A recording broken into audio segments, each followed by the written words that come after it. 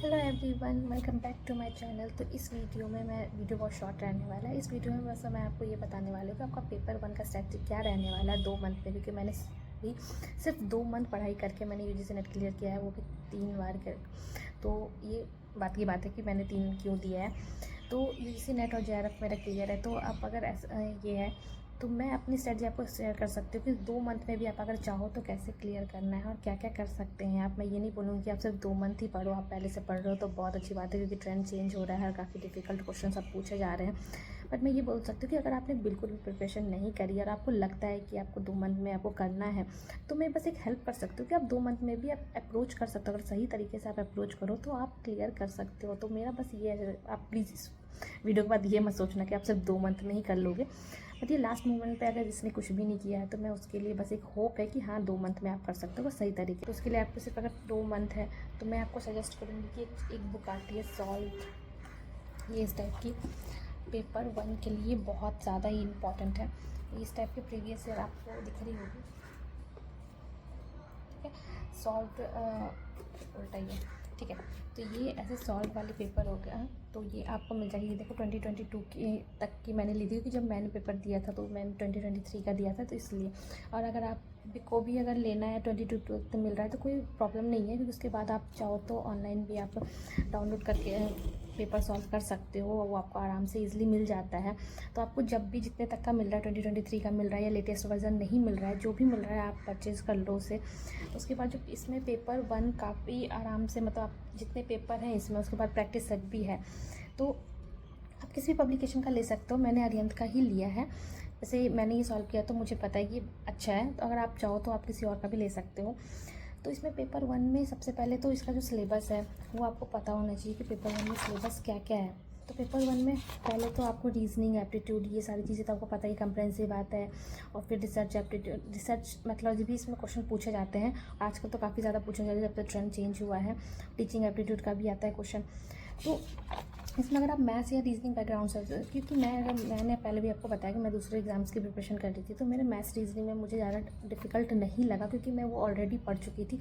तो इस वजह से मैं मैथ्स रीजनिंग क्वेश्चंस आराम से सॉल्व कर लेती थी, और उसमें काफ़ी इजी है। अगर आप सोच रहे हो कि आप मैथ्स बैकग्राउंड से नहीं हो, या आपको मैथ्स बहुत टफ लगता है या रीजनिंग बहुत टफ लगता है, आपको लग रहा है कैसे आप करोगे, तो उसके लिए आपको टेंशन लेने की ज़रूरत नहीं है। बहुत इजी क्वेश्चंस पूछे जाते हैं उसमें। मैं ये नहीं कि मतलब मैं पढ़ी हुई हूँ या मैं उस बैकग्राउंड से हूँ, तो इसलिए मैं कह रही हूँ। अगर आप चाहो तो पेपर 1 जब आप सॉल्व करोगे ना, पेपर 1 में जितने भी क्वेश्चंस हैं मैथ्स के, आप वो सॉल्व कर लो। और उसमें जैसे अगर आपको कुछ क्वेश्चंस ऐसे लग रहे हैं कि टफ डिफ़िकल्ट है, तो इसमें ना सिर्फ मतलब आपको फार्मूला बेस्ड क्वेश्चन आते हैं, मतलब आपको ऐसा नहीं है कि बहुत ज़्यादा दिमाग लगाना पड़ेगा। तो जो भी आपके मतलब प्रीवियस में पूछे गए हैं, जैसे अगर आपको सिंपल इंटरेस्ट का क्वेश्चन पूछा गया या कंपाउंड इंटरेस्ट का, तो आप उसका एक फार्मूला देख लो, आप एक सिंपल 2-3 क्वेश्चन उस पर बना लो कि कैसे उसने मतलब सॉल्व किया है, या फिर इसमें प्रिंसिपल क्या होता है, इंटरेस्ट क्या होता है, रेट क्या होता है। तो ये सब आपको पता होना चाहिए। तो एग्जैक्ट वैसा ही क्वेश्चन आता है, उसमें बहुत डिफिकल्ट नहीं पूछेगा आपसे कि आपको एसएससी लेवल का पूछते हैं या बैंकिंग लेवल का पूछते हैं। मैथ्स ऐसा नहीं पूछता है, बहुत ही ईजी क्वेश्चन होते हैं। तो आप सिर्फ, मैं बोलूँगी प्रीवियस ईयर पे आप पहला पेपर और दूसरा पेपर, मतलब दूसरा तो मैं अभी बाद में बताऊंगी, बट अभी पहले पेपर का आप देख लो कि इसमें मैथ्स और रीजनिंग तो आप सिर्फ और सिर्फ प्रीवियस ईयर से आप करके जा सकते हो। और उसमें आपको जो भी डिफ़िकल्ट लग रहा है तो आप उस टॉपिक को पिक करो। आप चाहो तो यूट्यूब पे फ्री में बहुत सारे कोर्सेज़ हैं, वहाँ पे बहुत आराम से समझा रखा है। तो आपको कोई भी, जैसे अगर आपको ब्लड रिलेशन बहुत टफ लग रहा है या फिर सिटिंग अरेंजमेंट के क्वेश्चन टफ लग रहे हैं, तो आप उसको इसमें से सॉल्व कर लो।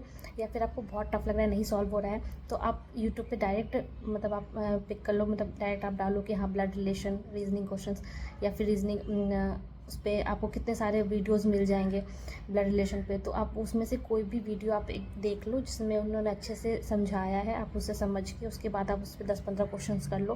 क्योंकि लास्ट के 2 मंथ में ना आप चाहोगे कि आप एकदम स्टार्टिंग से सारा कुछ पढ़ने लग जाओ, तो नहीं हो सकता है। मैं सिर्फ आपको ये बता रही हूँ कि 2 मंथ में आप कैसे क्लियर कर सकते हो। मतलब ऐसा डिफ़िकल्ट नहीं कि आप नहीं कर सकते हो। अगर आप सही डायरेक्शन में जाओ, सही तरीके से पढ़ो, तो आप आराम से, मैं ये नहीं बोल रही कि आप जेआरएफ कर लोगे, जेआरएफ के लिए थोड़ा सा आपको मेहनत करना पड़ेगा। अगर आप जेआरएफ नहीं कर सकते हो तो नेट और या पीएचडी के लिए तो आप इजीली क्वालिफाई कर सकते हो, अगर आप ढंग से पढ़ाई करो तो। तो मैं आपको यही बोलूँगी अभी फ़िलहाल तो कि आप पेपर 1 पे फोकस करो। पेपर 1 काफ़ी स्कोरिंग होता है, अगर पेपर 1 में अच्छे मार्क्स आ गए तो पेपर 2 अगर आपका अच्छा है तब तो बहुत अच्छी बात है। अगर पेपर 2 अच्छा नहीं है तो मैं उसके लिए अलग से आपको बता दूँगी कि पेपर 2 में क्या करना है। मेरा पेपर 2 है, मैं आपको उसके अकॉर्डिंग बताऊँगी। सबका अलग-अलग होता है तो मैं सबके वैरायटी से तो नहीं बता सकती, लेकिन जो मेरा पेपर 2 था तो मैं उसके अकॉर्डिंग बताऊँगी कि मैंने लास्ट मोमेंट पे कैसे प्रिपरेशन करी थी। तो पहला तो यहाँ पे होगा मैथ्स, रीजनिंग, एप्टीट्यूड। और रीजनिंग के लिए आपको कैसे करना है, आपको सिर्फ और सिर्फ इस पे रिलाई करना है, इसका क्वेश्चंस करना है। इससे ज़्यादा डिफिकल्ट नहीं पूछा। देखो 5 क्वेश्चंस तो आपको डीआई के आते ही आते हैं, तो वो आपको 10 नंबर आपको वहाँ चला जाएगा, ठीक है। फिर पैराग्राफ के 5 से 7 क्वेश्चन, 5 से 6 क्वेश्चन होते हैं, तो वहाँ आपका 10 नंबर चला गया, तो 20 नंबर तो आपके मान के चलो कि ये आते ही आते हैं। तो इस पर आप एकदम बिल्कुल मतलब बहुत ज़्यादा अच्छे से कमांड बना लो।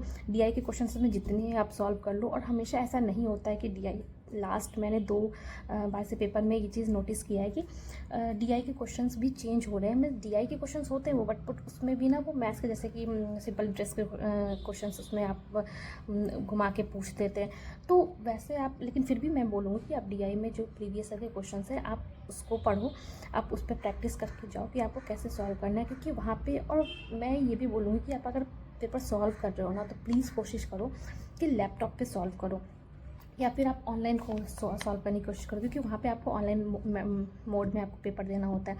तो काफ़ी बार प्रॉब्लम ये आती है ना कि जब आप पैसेज या ऐसा सॉल्व कर रहे होते हो ना, साइड में ही आपको उसका आंसर्स भी दिए रहे होते हैं और उस क्वेश्चन भी होते हैं, और उसी मतलब सेम फ्रेम में आपको यहाँ पे पैराग्राफ भी दिया होता है। तो कभी कभी कभी क्या होता है ना, आपको शिफ्ट कर करके ऐसे देखना पड़ता है, तो उसमें काफ़ी प्रॉब्लम होता है। मतलब मुझे तो होता है, आगे मुझे नहीं पता आप लोगों को कभी आपने ऐसा मतलब किया है या नहीं।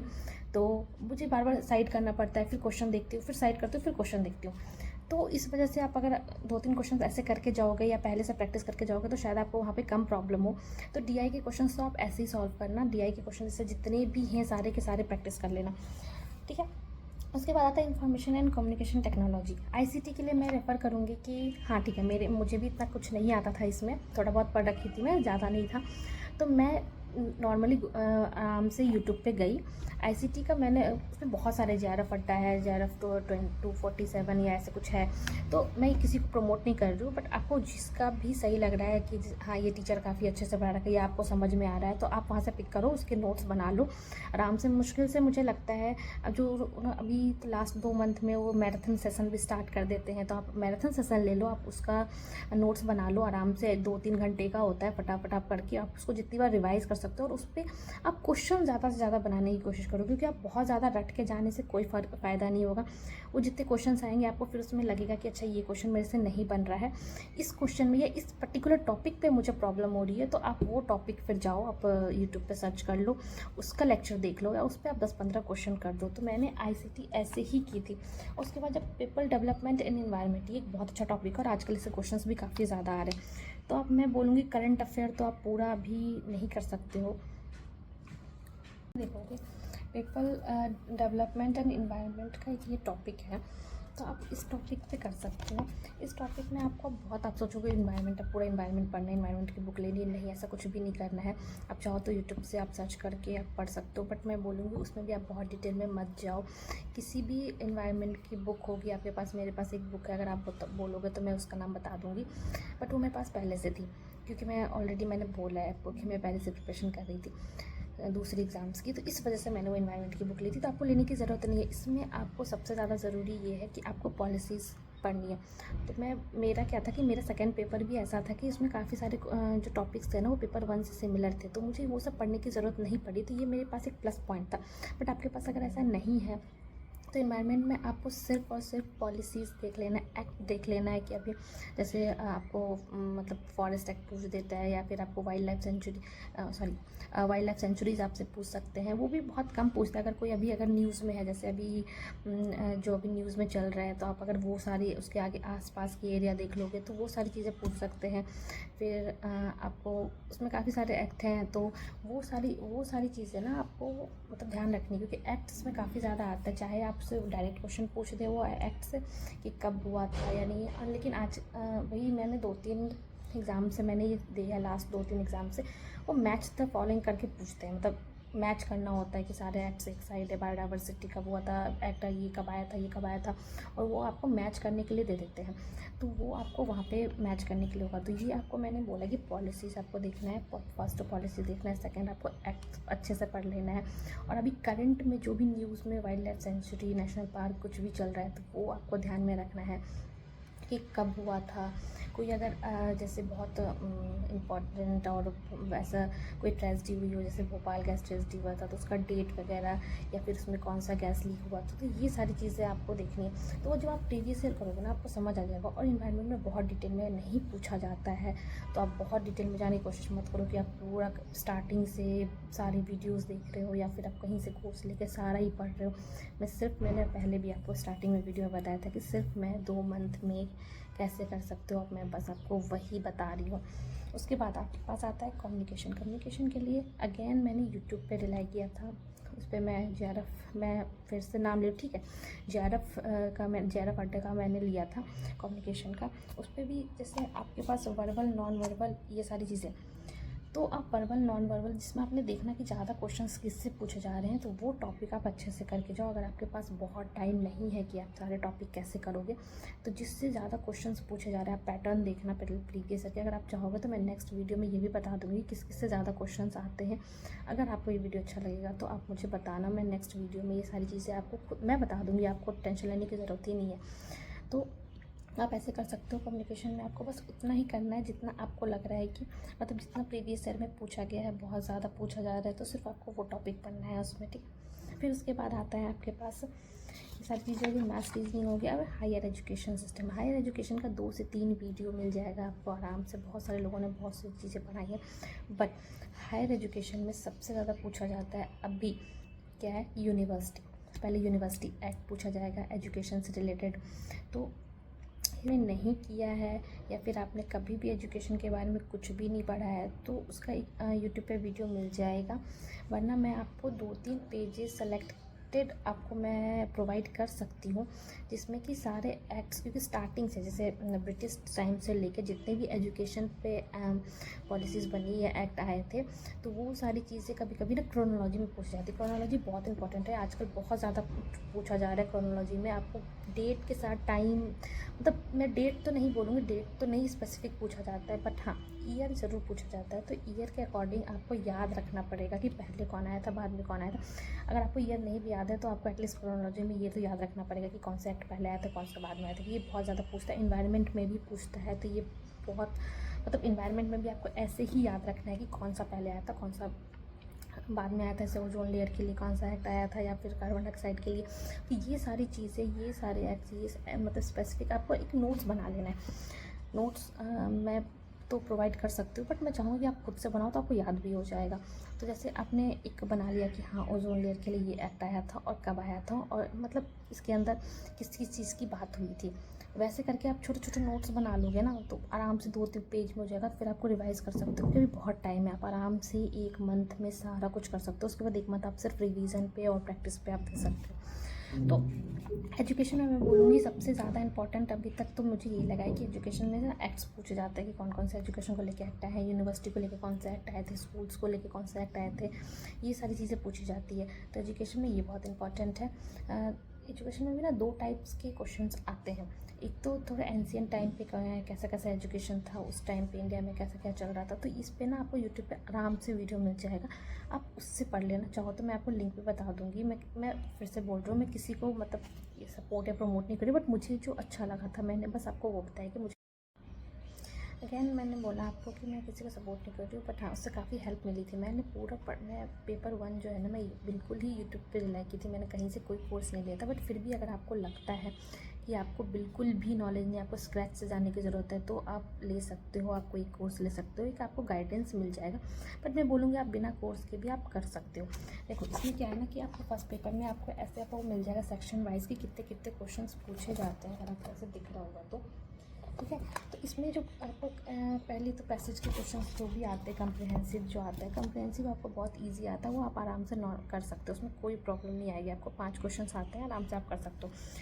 सेकंड आता है आपका रिसर्च एप्टीट्यूड। ये एक बहुत इंपॉर्टेंट टॉपिक है। रिसर्च एप्टीट्यूड से आजकल क्वेश्चंस बढ़ ही रहे हैं, मतलब कम नहीं हो रहे हैं, ज़्यादा ही आ रहे हैं। तो रिसर्च एप्टीट्यूड से जितने भी क्वेश्चन है 3 to 4 आते हैं। वो डिफ़िकल्ट लेवल इसलिए बोला था, कभी कभी 7 से 9 भी पूछे जाते हैं, 12 तक पूछा गया है, क्योंकि रिसर्च एप्टीट्यूड क्वेश्चन काफ़ी ज़्यादा आते हैं। अगेन मेरे साथ ये प्रॉब्लम नहीं हुई थी, क्योंकि मैं रिसर्च एप्टीट्यूड का क्वेश्चन मेरे सेकेंड पेपर में भी था, तो मैंने वहाँ से पढ़ाई करी थी, तो हो गया था। बट आप इसको यूट्यूब से कर सकते हो, बट इसमें थोड़ा ना डीप में आपको थोड़ा सा मैं कहूँगी कि आप पढ़ लो तो ज़्यादा अच्छा है कहीं से भी। लेकिन मैं कहूँगी बुक मत लो आप, इसका आपको नोट्स मिल जाएगा यूट्यूब पे। आप यूट्यूब से अगर रिसर्च एप्टीट्यूड करके करोगे तो आपको नोट्स मिल जाएगा। बट थोड़ा सा ना आप क्वेश्चन के अलावा भी डिटेल में जाने की कोशिश करना, क्योंकि इसमें हम ना काफ़ी डिटेल में क्वेश्चन पूछ रहे हैं। तो मैं सिर्फ ये नहीं बोलूँगी कि आपने क्वालिटेटिव क्वांटिटेटिव समझ लिया हो गया, बट इसके अंदर आपको ना काफ़ी कुछ डिटेल में जाना पड़ेगा, क्योंकि आज का ट्रेंड चेंज हो रहा है। तो रिसर्च एप्टीट्यूड से क्वेश्चंस आ रहे हैं, काफ़ी ज़्यादा आ रहे हैं। तो ये चीज़ आप एक कर लेना। और हाँ, एक्सेल का सब क्वेश्चन से क्वेश्चन काफ़ी ज़्यादा आता है, तो वो आप एक टॉपिक पढ़ लेना, उससे आपको क्वेश्चंस आते हैं, तो वो आप एक टॉपिक ज़रूर पढ़ना। और रिसर्च एप्टीट्यूड को बहुत अच्छे से प्रिपेयर करना, क्योंकि इससे क्वेश्चंस ज़्यादा आ रहे हैं। अगर ये आपने अच्छे से प्रिपेयर नहीं किया तो आपके सारे क्वेश्चंस आप, क्योंकि ये इजी नहीं आता है, आप इसमें वहाँ पे ऐसे बिल्कुल तुक्का नहीं मार सकते कि आपने गया रैंडमली आपने सोचा कि चलो ठीक है ये कर देते, ये ऐसा नहीं है। मुझे तो टीचिंग एप्टीट्यूड से टफ लगता था, पता नहीं क्यों। मैं जो सोचती थी वो होता ही नहीं था आंसर में, या फिर मेरा सोचने का लेवल थोड़ा सा अलग था। तो टीचिंग एप्टीट्यूड आप चाहो तो प्रीवियस ईयर से ही कर लेना, क्योंकि प्रीवियस ईयर से ही आपको आराम से हो जाएगा। बट मैं बोलूँगी अगेन रिसर्च एप्टीट्यूड पे आप बहुत ज़्यादा फोकस करो, क्योंकि इससे क्वेश्चंस आते हैं। कंप्रेसिव आप इजीली कर सकते हो, ठीक है। फिर डाटा इंटरप्रिटेशन आपका ऐसा है ना कि आप अगर उसको अच्छे से प्रिपेयर कर लिए तो 10 नंबर तो आपके आने ही आने हैं, तो वो आप अच्छे से प्रिपेयर कर लो। फिर आपको इन्वायरमेंट में मैंने आपको जितना बोला है ना, बस उससे ज़्यादा आप कुछ मत करना, उतने में आपका अगर उसमें से अगर 6-7 क्वेश्चन से पहले तो मतलब इन्वायरमेंट से 3-4-5 ऐसे क्वेश्चन आते ट्रेंड में, 6-7 क्वेश्चन 7 तक क्वेश्चन आते हैं। तो इन्वायरमेंट से अगर 7 क्वेश्चन भी आते हैं ना, तो आप 4-5 क्वेश्चन तो आराम से कर जाओगे, जिसमें एक्ट्स पॉलिसीज़ और जो भी करंट में जो भी सेंचुरीज़ वगैरह कोई भी न्यूज़ में, आप बस उतना ही करना। बहुत ज़्यादा आप करंट अफेयर पढ़ने मत चले जाना कि बहुत आप डिटेल में पढ़ने चले गए हो। जो भी बस अभी न्यूज़ में है आप डालोगे इन्वायरमेंट का, तो आपको आ जाएगा। बस उतना ही देखना है। और एक्ट्स वगैरह प्लीज़ अच्छे से पढ़ के जाना, क्योंकि उससे क्वेश्चंस बहुत ज़्यादा आते हैं और मैच करने के लिए आता है, तो वो आप ज़रूर से ज़रूर देख के जाना। तो ये आपको आ गया। दूसरा आपको जो इंडियन एजुकेशन के अकॉर्डिंग जो आपको पढ़ाया गया होगा, अपने यूट्यूब पे अगर चेक करोगे तो आपको मिल जाएगा। वहाँ पे एजुकेशन सिस्टम आप UGC नेट या JRF करके डालोगे ना, तो आपको आ जाएगा। तो वो अलग से आपको पढ़ना है कि उसमें ना आपको एंशियंट टाइम का पूछा जाएगा, जैसे कौन कौन सी वुमेन्स थी जो कि एजुकेशन उस टाइम पे ले रही थी, या फिर हायर एजुकेशन ली थी, या फिर पार्टिसिपेट की थी। इस टाइप के क्वेश्चन आएंगे उसमें। तो वो दोनों ही आपको पढ़ना, दोनों ही इक्वली इंपॉर्टेंट है। एजुकेशन में आपको दोनों ही पूछा जाएगा, तो आपको दोनों पढ़ना पड़ेगा। तो एजुकेशन सिस्टम से क्वेश्चन ज़्यादा आ रहे हैं।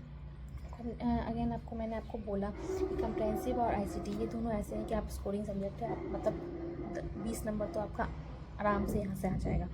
उसके बाद बाकी आपको मैंने जो आपको बोला है इन्वायरमेंट जैसे मैंने कहा आप उतना ही पढ़ लेना, काफ़ी है।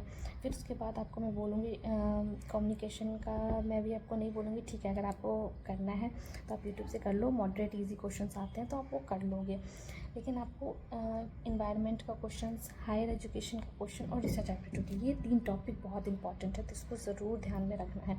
फिर उसके बाद आपको लॉजिकल रीजनिंग, मैथ्स वगैरह का जो भी मैंने बोला है वो आप प्रीवियस ईयर से कर लेना, काफ़ी है। उससे ज़्यादा आपको नहीं पूछा जाएगा। अगर आपको ये वीडियो इम्पॉर्टेंट लग रहा है कि मैंने आपको अच्छे से समझाया है, या फिर आपको थोड़ा सा भी यूज़फुल लगा है, वैसे तो मैं इसके बाद नेक्स्ट वीडियो भी लाऊंगी, और आप चाहते हो तो मैं आपको 2 मंथ का आपको मैं अपना टाइम टेबल बताऊँगी कि मैंने कैसे प्रिपेयर किया था। वैसे तो मैं किसी और पेपर के लिए पढ़ रही हूँ, बट मैं आपको वो मैं पूरा का पूरा टाइम टेबल दिखा सकती हूँ, कि जिससे आपको हेल्प मिलेगा कि हाँ आप मोटिवेट भी रहोगे कैसे पढ़ना है। तो अब मैं नेक्स्ट 2-3 दिन में स्टार्ट करूँगी। तो आपको अगर पसंद आया है तो आप लाइक शेयर सब्सक्राइब ज़रूर कर देना, और आपको नहीं पसंद आया तो कोई बात नहीं यार, अनसब्सक्राइब कर देना। बट अभी मैं 2-3 वीडियो आपको लाऊंगी किसमें क्या करना है, किसमें क्या नहीं करना है। तो आपको पसंद आएगा तो आप सब्सक्राइब कर देना, नहीं आएगा तो मत करना। तो आपको ये वीडियो कैसा लगा तो ज़रूर बताना।